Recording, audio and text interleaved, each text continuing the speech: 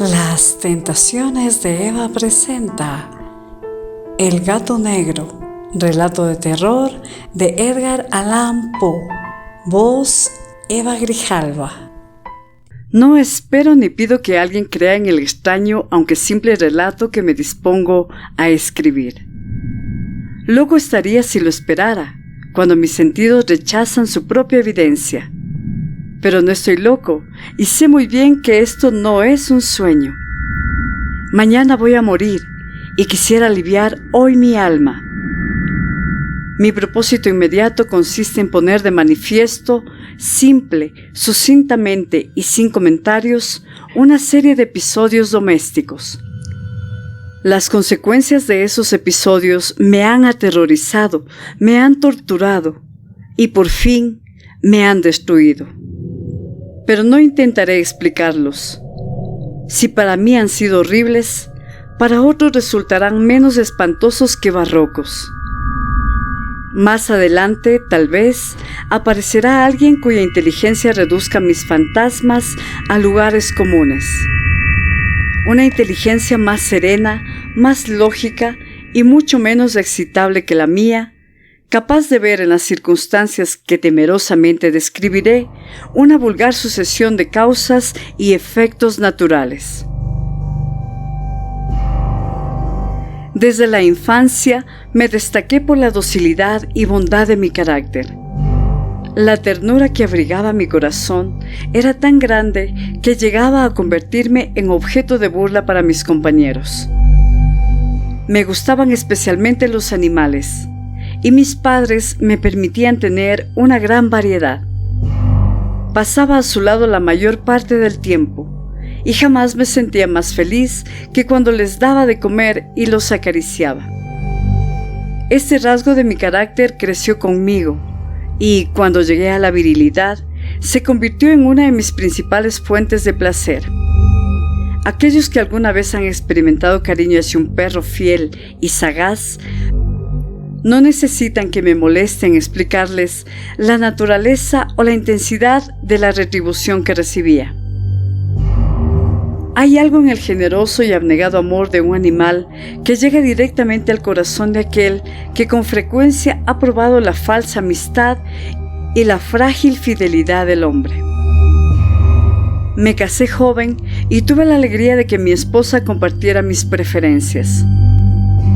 Al observar mi gusto por los animales domésticos, no perdía oportunidad de procurarme los más agradables de entre ellos. Teníamos pájaros, peces de colores, un hermoso perro, conejos, un monito y un gato.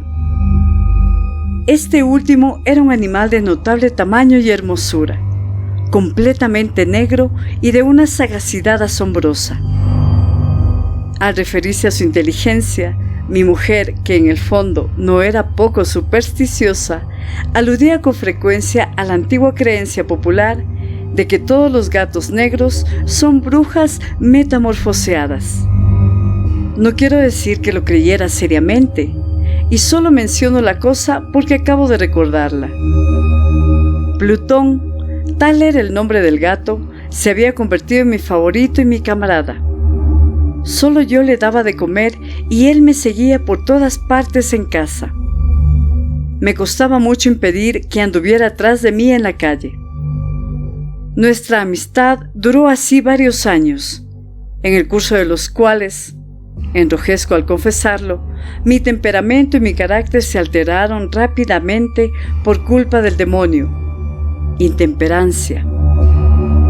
Día a día me fui volviendo más melancólico, irritable e indiferente hacia los sentimientos ajenos. Llegué incluso a hablar descomedidamente a mi mujer y terminé por infligirle violencias personales. Mis favoritos, claro está, sintieron igualmente el cambio de mi carácter.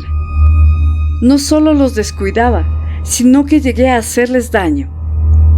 Hacia Plutón, sin embargo, conservé suficiente consideración como para abstenerme de maltratarlo, cosa que hacía con los conejos, el mono y hasta el perro cuando, por casualidad o movidos por el afecto, se cruzaban en mi camino.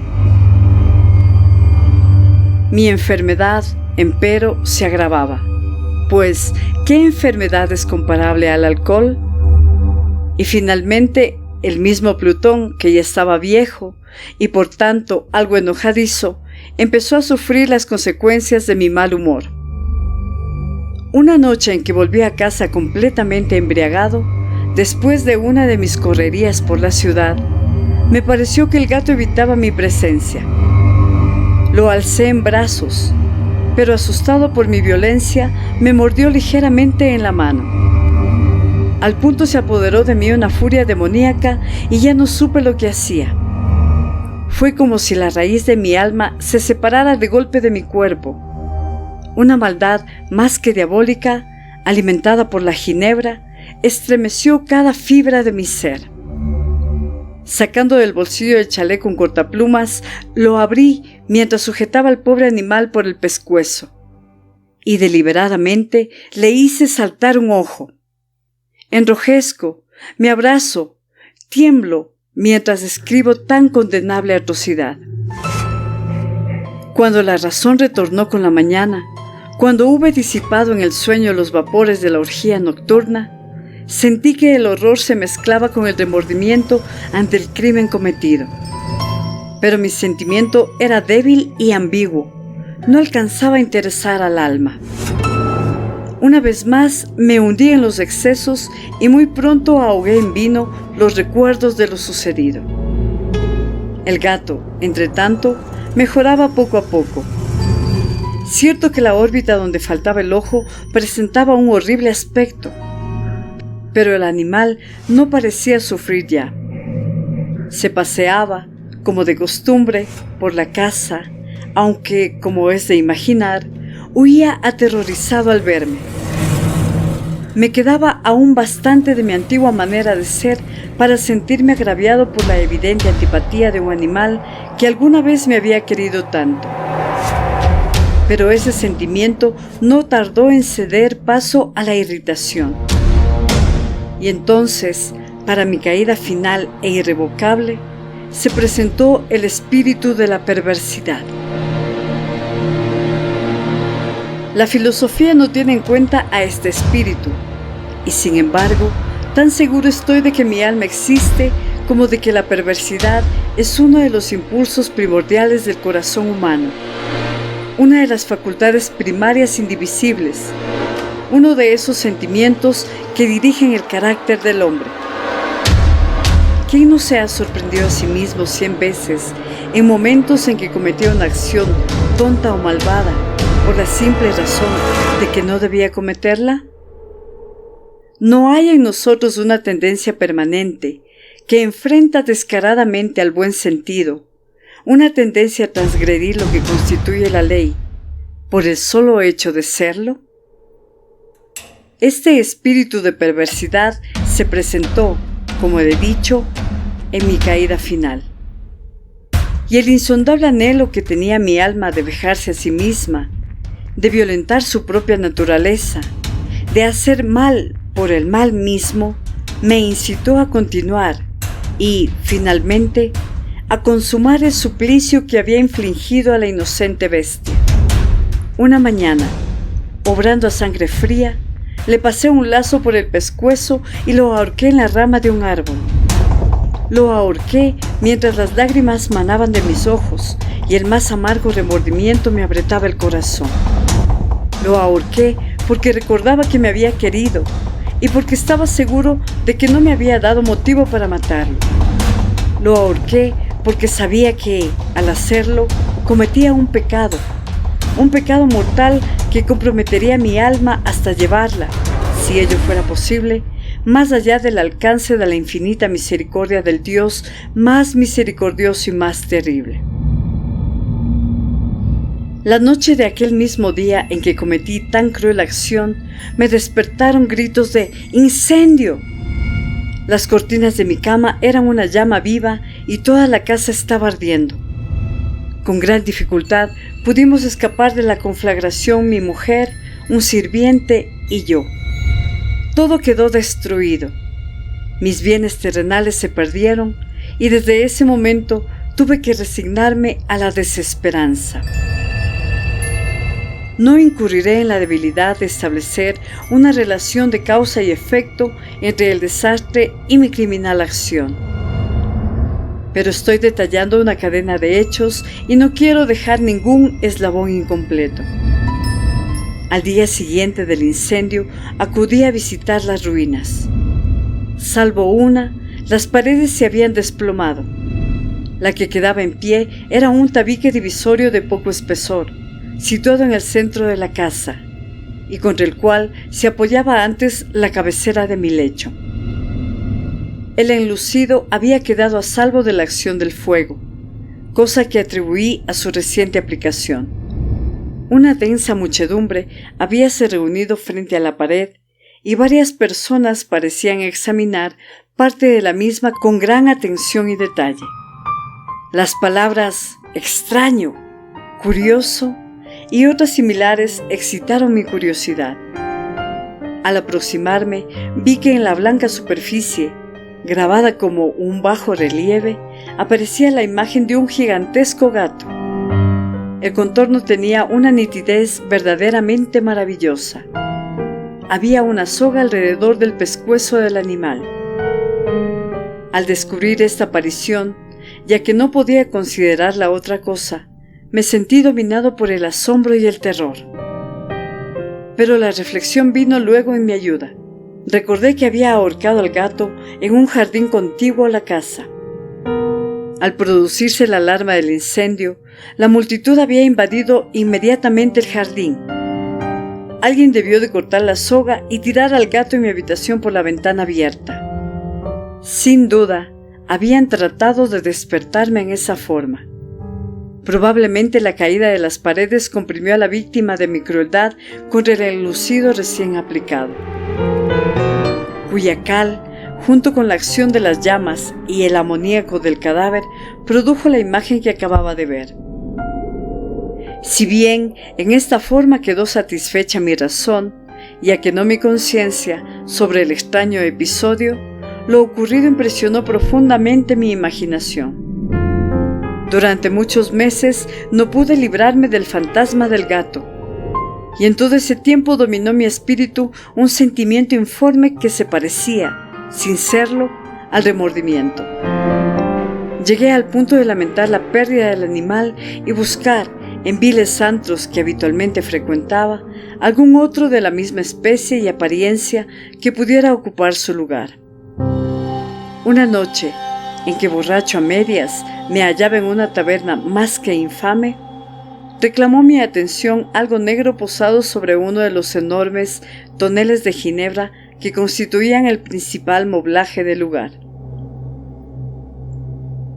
Durante algunos minutos había estado mirando dicho tonel y me sorprendió no haber advertido antes la presencia de la mancha negra en lo alto.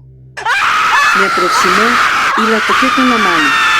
Era un gato negro muy grande, tan grande como Plutón, y absolutamente igual a este, salvo un pequeño detalle. Plutón no tenía el menor pelo blanco en el cuerpo, mientras este gato mostraba una vasta, aunque indefinida mancha blanca que le cubría casi todo el pecho. Al sentirse acariciado, se enderezó prontamente, ronroneando con fuerza. Se frotó contra mi mano y pareció encantado de mis atenciones. Acababa, pues, de encontrar el animal que precisamente andaba buscando. De inmediato propuse su compra al tabernero, pero me contestó que el animal no era suyo y que jamás lo había visto antes ni sabía nada de él. Continué acariciando al gato, y cuando me disponía a volver a casa, el animal pareció dispuesto a acompañarme. Le permití que lo hiciera, deteniéndome una y otra vez para inclinarme y acariciarlo. Cuando estuvo en casa, se acostumbró a ella de inmediato y se convirtió en el gran favorito de mi mujer. Por mi parte, pronto sentí nacer en mí una antipatía hacia aquel animal. Era exactamente lo contrario de lo que había anticipado, pero sin que pueda decir cómo ni por qué, su marcado cariño por mí me disgustaba y me fatigaba. Gradualmente, el sentimiento de disgusto y fatiga creció hasta alcanzar la amargura del odio. Evitaba encontrarme con el animal. Un resto de vergüenza y el recuerdo de mi crueldad de antaño me vedaban maltratarlo. Durante algunas semanas me abstuve de pegarle o de hacerle víctima de cualquier violencia. Pero gradualmente, muy gradualmente, llegué a mirarlo con inexpresable odio y a huir en silencio de su detestable presencia, como si fuera una emanación de la peste. Lo que, sin duda, contribuyó a aumentar mi odio fue descubrir, a la mañana siguiente de haberlo traído a casa, que aquel gato, igual que Plutón, era tuerto. Esta circunstancia fue precisamente la que lo hizo más grato a mi mujer, quien, como ya dije, poseía en alto grado esos sentimientos humanitarios que alguna vez habían sido mi rasgo distintivo y la fuente de mis placeres más simples y más puros. El cariño del gato por mí parecía aumentar en el mismo grado que mi aversión.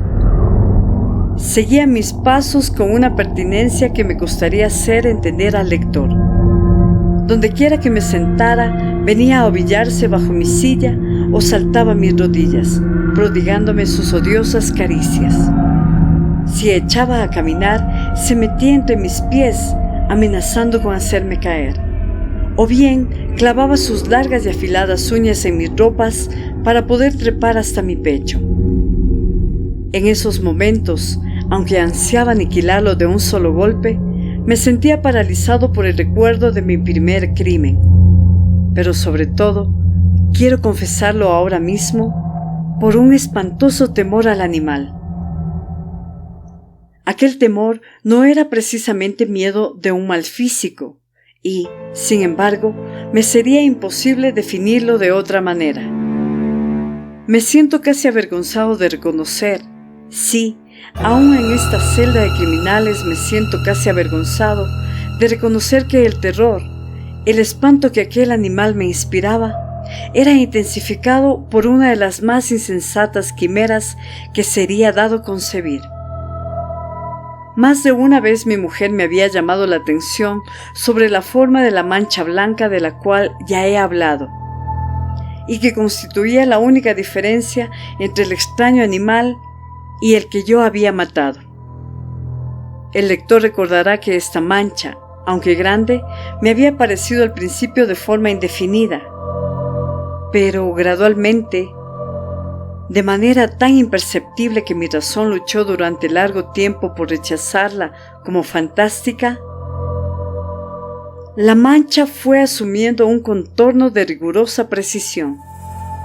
Representaba ahora algo que me estremezco al nombrar, y por ello odiaba, temía y hubiera querido librarme del monstruo si hubiese sido capaz de atreverme. Representaba, digo, la imagen de una cosa atroz, siniestra, la imagen del patíbulo. Oh lúgubre y terrible máquina del horror y del crimen, de la agonía y de la muerte. Me sentí entonces más miserable que todas las miserias humanas. Pensar que una bestia, cuyo semejante había yo destruido desdeñosamente, una bestia era capaz de producir tan insoportable angustia en un hombre creado a imagen y semejanza de Dios. Ay, ni de día ni de noche pude ya gozar de la bendición del reposo. De día, aquella criatura no me dejaba un instante solo. De noche, despertaba hora a hora de los más horrorosos sueños para sentir el ardiente aliento de la cosa en mi rostro y su terrible peso. Pesadilla encarnada de la que no me era posible desprenderme, apoyado eternamente sobre mi corazón. Bajo el agobio de tormentos semejantes, sucumbió en mí lo poco que me quedaba de bueno. Solo los malos pensamientos disfrutaban ya de mi intimidad, los más tenebrosos, los más perversos pensamientos. La melancolía habitual de mi humor creció hasta convertirse en aborrecimiento de todo lo que me rodeaba y de la entera humanidad. Y mi pobre mujer, que de nada se quejaba, llegó a ser la habitual y paciente víctima de los repentinos y frecuentes arrebatos de ciega cólera a que me abandonaba. Cierto día, para cumplir una tarea doméstica, me acompañó al sótano de la vieja casa donde nuestra pobreza nos obligaba a vivir. El gato me siguió mientras bajaba la empinada escalera y estuvo a punto de tirarme cabeza abajo, lo cual me exasperó hasta la locura. Alzando un hacha y olvidando en mi rabia los pueriles temores que hasta entonces habían detenido mi mano, descargué un golpe que hubiera matado instantáneamente al animal de haberlo alcanzado. Pero la mano de mi mujer detuvo su trayectoria. Entonces, llevado por su intervención a una rabia más que demoníaca, me zafé de su abrazo y le hundí el hacha en la cabeza. Sin un solo quejido, cayó muerta a mis pies. Cumplido este espantoso asesinato, me entregué al punto y con toda sangre fría a la tarea de ocultar el cadáver. Sabía que era imposible sacarlo de casa, tanto de día como de noche, sin correr el riesgo de que algún vecino me observara. Diversos proyectos cruzaron mi mente. Por un momento pensé en descuartizar el cuerpo y quemar los pedazos. Luego se me ocurrió cavar una tumba en el piso del sótano. Pensé también si no convenía arrojar el cuerpo al pozo del patio o meterlo en un cajón, como si se tratara de una mercadería común, y llamar a un mozo de cordel para que lo retirara de casa. Pero, al fin, di con lo que me pareció el mejor expediente y decidí emparedar el cadáver en el sótano, tal como se dice que los monjes de la Edad Media emparedaban a sus víctimas. El sótano se adaptaba bien a este propósito. Sus muros eran de material poco resistente y estaban recién revocados con un mortero ordinario, que la humedad de la atmósfera no había dejado endurecer. Además, en una de esas paredes se veía la saliente de una falsa chimenea, la cual había sido rellenada y tratada de manera semejante al resto del sótano.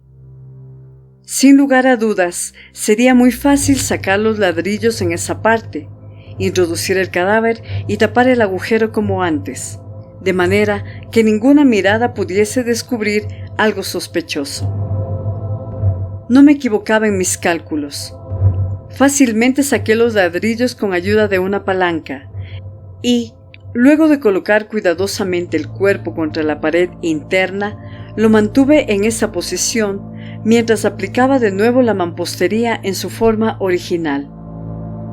Después de procurarme argamasa, arena y cerda, preparé un enlucido que no se distinguía del anterior y revoqué cuidadosamente el nuevo enladrillado. Concluida la tarea, me sentí seguro de que todo estaba bien. La pared no mostraba la menor señal de haber sido tocada. Había barrido hasta el menor fragmento de material suelto. Miré en torno, triunfante, y me dije, aquí, por lo menos, no he trabajado en vano. Mi paso siguiente consistió en buscar a la bestia causante de tanta desgracia, pues al final me había decidido a matarla.